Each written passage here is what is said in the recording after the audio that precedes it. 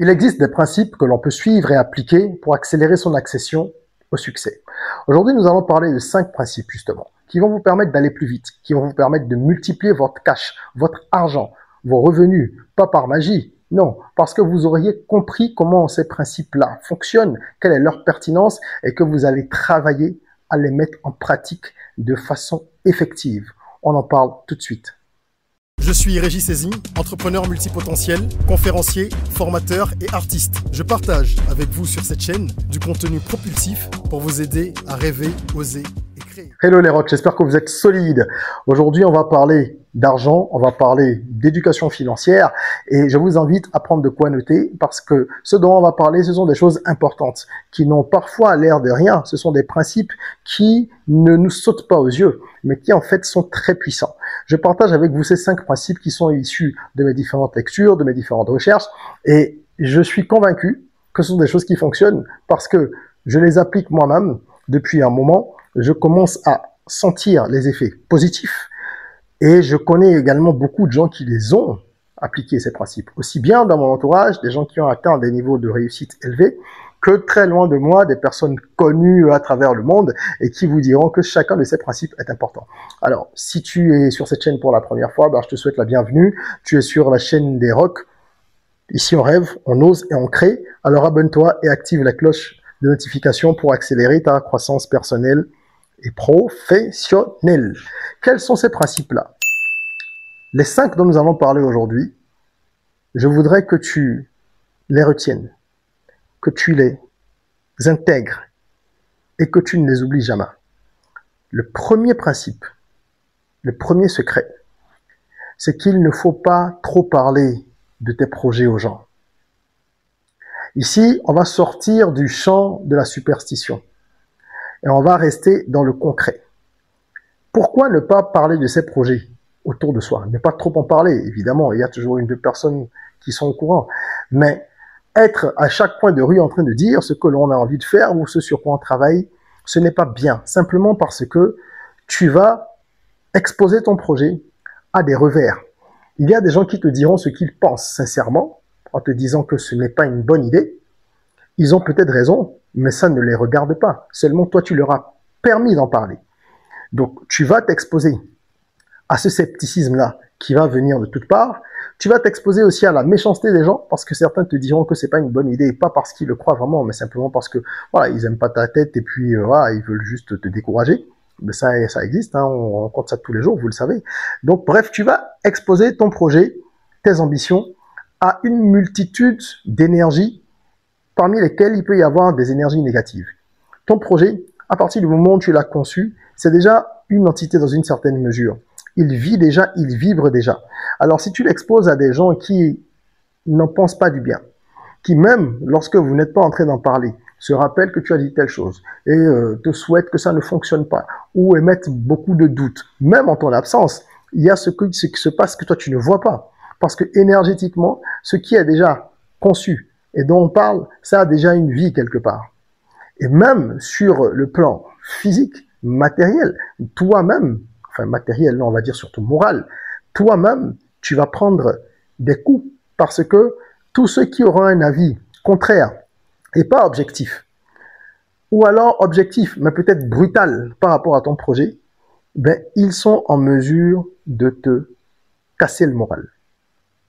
Quand tu vas entendre des gens dire que ça, vraiment, c'est une idée nulle, ou alors, mais non, mais pourquoi tu veux faire ci, nanana, ça va pas vraiment te motiver à continuer, sauf si tu as une carapace solide. Il n'y a pas beaucoup de gens qui ont la carapace qu'il faut pour supporter ce genre de choses.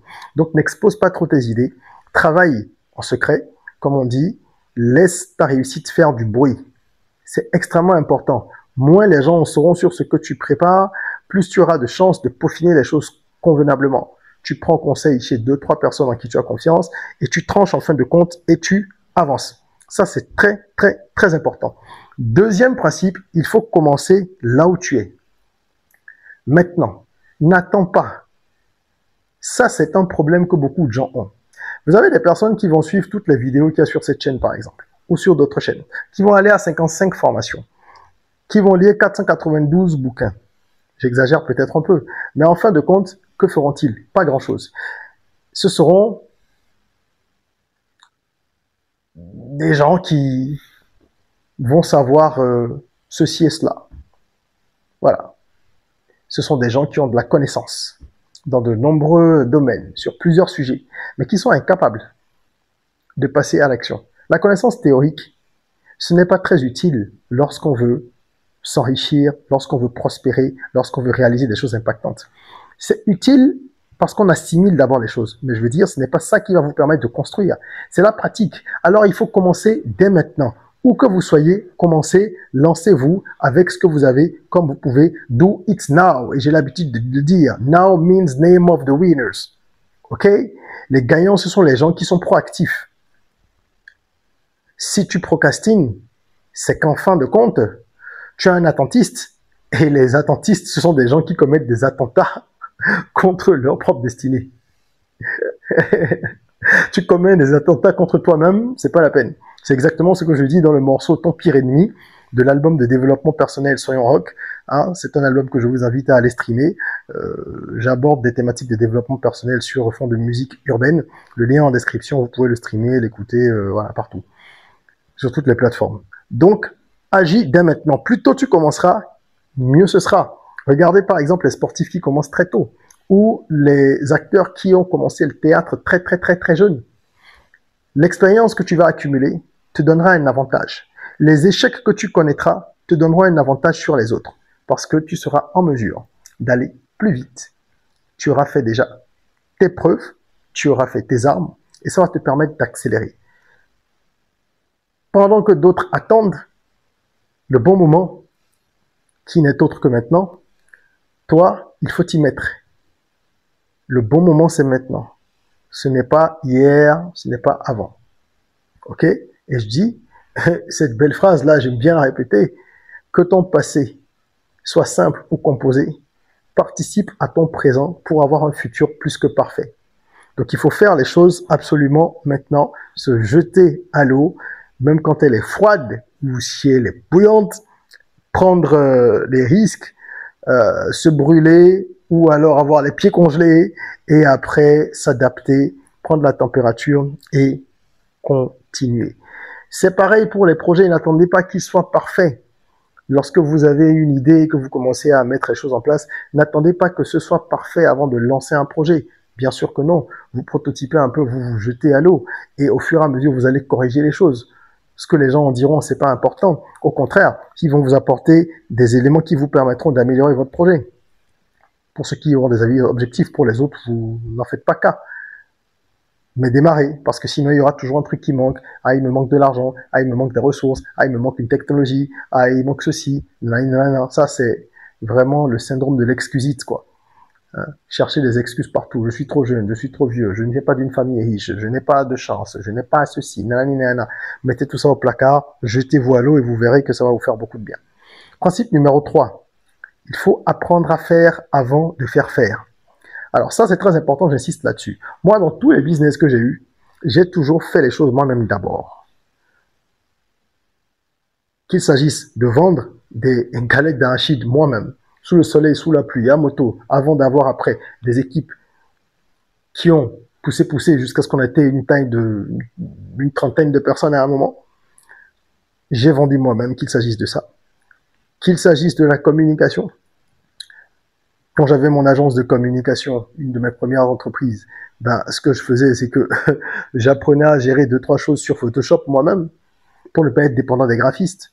Donc il y a des petites choses que je pouvais bidouiller moi-même. J'ai appris beaucoup de choses sur le tas. Il y a des choses que je savais faire ou que je connaissais un peu de par mes études, mais j'ai appris beaucoup de choses sur le tas. Je me suis formé grâce à YouTube, grâce à des formations sur des sites, etc. Et j'ai appris à faire moi-même les différentes tâches. Parce que quand vous apprenez à faire vous-même, le jour où vous déléguez, vous êtes sûr que vous pourrez superviser pour que ce soit bien fait. Sinon, ça tombe au vinaigre. Et c'est une erreur que beaucoup de gens commettent. Ils délèguent, et quand ils se mettent à déléguer, ce qui est une bonne chose de déléguer, ils ne supervisent pas. La première règle quand on délègue, c'est de superviser. Et vous ne pouvez pas dire à quelqu'un, fais ceci, et dire après, moi je lui avais dit de le faire. Je connais beaucoup de gens comme ça. Oui, je lui avais dit de le faire, mais s'il n'a pas fait, c'est pas ma faute. Ah ben si, parce que tu es responsable du résultat. Quand on est un responsable, on s'assure que les choses soient faites par ceux qui sont sous notre responsabilité. D'accord? Donc, apprenez à faire les choses. Ça vous permettra de pouvoir soit former les gens, soit leur montrer ce qu'il y a à faire. Et ça vous permettra aussi de ne pas être grugé. Parce que vous saurez comment ça se passe, vous saurez comment on fait, vous saurez combien ça coûte de faire telle chose ou telle chose. Et ce principe, il est valable surtout pour les entrepreneurs. Ok? Apprenez à faire les différentes tâches à votre niveau avant de faire faire. Si vous êtes en business, c'est extrêmement important. Le principe numéro 4 ne va pas plaire à beaucoup de monde, mais il faut qu'on en parle, il faut que je le dise. Vous devez penser à vous avant de penser aux autres. Ça peut paraître un peu égoïste, ça l'est probablement un peu, mais vous n'avez pas beaucoup de choix. Parce que si vous pensez aux autres et que vous ne pensez pas à vous-même, ce qui va se passer, c'est que vous aurez du mal à atteindre le niveau auquel on devient utile vraiment pour la communauté. Ah. Aider les gens, c'est bien. Surtout dans nos environnements. En Afrique, où on sait que bon, nous sommes un peu une forme de sécurité sociale quand on a réussi un peu pour les autres, parce qu'il n'y a pas beaucoup de filets sociaux. Et la solidarité, c'est une des valeurs africaines les plus préantes, les plus présentes. Oui, mais quand on est dans des environnements comme les nôtres, où il y a également énormément de sollicitations et beaucoup d'abus, où dès que quelqu'un commence à s'en sortir, en fait, il est sollicité par 50 personnes, c'est difficile si vous ne mettez pas des barrières. Alors pensez à vous, ça ne veut pas dire n'aidez pas les autres. Ceux qui me connaissent savent que je ne peux pas tenir ce discours. Je suis dans l'humanitaire depuis aujourd'hui, ça va faire quoi, 15 ans. J'étais encore étudiant quand j'ai créé l'association Façonner l'avenir et nous avons réalisé de nombreuses œuvres. Nous continuons d'ailleurs à faire des dons, que ce soit des dons de fournitures scolaires, des dons de denrées alimentaires, de vêtements, etc. Ça, c'est l'humanitaire, c'est quelque chose que j'aime. Si vous aimez faire ça, c'est bien, mais vous devez faire ça dans un certain cadre, c'est-à-dire que ça doit être proportionnel dans une certaine mesure à ce que vous gagnez. Donc, pensez à vous, ça veut dire, pensez à gagner déjà de l'argent dans une certaine mesure, et ensuite, vous pouvez décider de consacrer une partie de vos revenus à aider les gens. Mais vous ne devez pas être celui qui fait passer les besoins des autres toujours avant les siens. Sinon, vous ne pourrez pas atteindre un certain niveau. Si votre argent fond tout le temps dans les sollicitations à droite et à gauche, les plus utiles et les plus superflues, les plus farfelues, à quel moment est-ce que vous pouvez vous réaliser? Pour aider les pauvres, je paraphrase, je ne sais plus qui l'a dit ou comment ça a été dit, mais je suis totalement d'accord avec, pour aider les pauvres, il ne faut plus être pauvre. Évidemment. Donc, pensez à vous, ça veut dire pensez à vos objectifs, pensez à vos projets, faites en sorte de pouvoir avancer convenablement, d'atteindre un certain niveau, vous serez encore plus utile à la communauté si vous parvenez à le faire. Et pour finir, je vais vous parler du principe numéro 5. Vous devez oublier l'argent et être obsédé par la valeur. Je vais répéter, vous devez oublier l'argent et être obsédé par la valeur. La valeur, c'est ce que vous allez donner aux gens, c'est ce que vous allez apporter dans la vie des gens. Si vous êtes quelqu'un qui bosse dans une boîte, que vous n'êtes pas à votre compte, vous n'êtes pas employé, vous n'êtes pas entrepreneur, pardon, que vous êtes employé, la valeur, c'est ce que vous apportez à votre entreprise. C'est votre niveau de compétence et la manière dont vous mettez ces compétences-là à disposition de votre entreprise. Ok? Si vous êtes entrepreneur, la valeur, c'est ce que vous proposez à vos clients. Qu'est-ce que vous apportez de plus qui améliore la vie des gens, la vie d'une entreprise ou la vie d'une personne, peu importe. Soyez obsédé par ça. Plus votre valeur va grimper, plus vous gagnerez de l'argent. Parce que le but, c'est de devenir un aimant qui attire l'argent, plutôt que de courir après l'argent. Le but, c'est ça. Comment vous faites pour que l'argent vous pourchasse, au lieu d'être en train de courir derrière lui? C'est ce qui amène les gens à dire « je cherche l'argent ». Mais non, c'est l'argent qui doit te chercher. Parce que si tu as suffisamment de valeur, que tu apportes de la valeur dans ton environnement, les gens vont courir pour solliciter tes services, pour acheter tes produits, etc. N'est-ce pas? Vous êtes sur YouTube en train de regarder cette vidéo, ou peut-être sur une autre plateforme sur laquelle elle a été diffusée également. Personne ne vous a obligé à aller vers ces plateformes-là. C'est parce que ces plateformes vous apportent de la valeur dans votre vie, d'une manière ou d'une autre, que vous y êtes.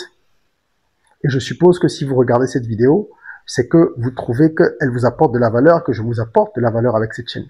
Donc, soyez obsédés par la valeur que vous pouvez apporter aux gens et non pas par l'argent. L'argent va suivre. L'argent, c'est une conséquence de la valeur que l'on crée dans la vie des autres. Ce sont ces 5 principes-là que je voulais partager avec vous. Ce sont des principes, ce sont des secrets, ce sont des règles d'or. Je vous invite donc à les appliquer véritablement, à les appliquer assidûment. Et vous verrez qu'il y aura un changement. Très rapidement, vous allez observer un changement dans vos activités, dans votre vie professionnelle. Il n'y a rien à faire. Je mets au défi quiconque d'appliquer ça et de ne pas ressentir des changements dans les premiers mois, si vous les appliquez vraiment. Et c'est ce que j'espère. Voilà, c'est tout pour aujourd'hui. J'espère que cette vidéo aura été utile et vous aura appris des choses. Appliquez, mettez en pratique. Mettez-nous en commentaire également si vous avez des avis par rapport à ce qui a été dit. Ça peut être des avis contraires. Ça peut être également des éléments qui abondent dans le même sens. Et ça permet à la communauté de se nourrir des réflexions de chacun pour avancer. Merci de nous avoir suivis et en attendant qu'on se retrouve pour une nouvelle vidéo, n'oubliez pas, prenez soin de vous, de votre corps, mais aussi surtout de votre mind. Rêvons, osons, créons, soyons rock.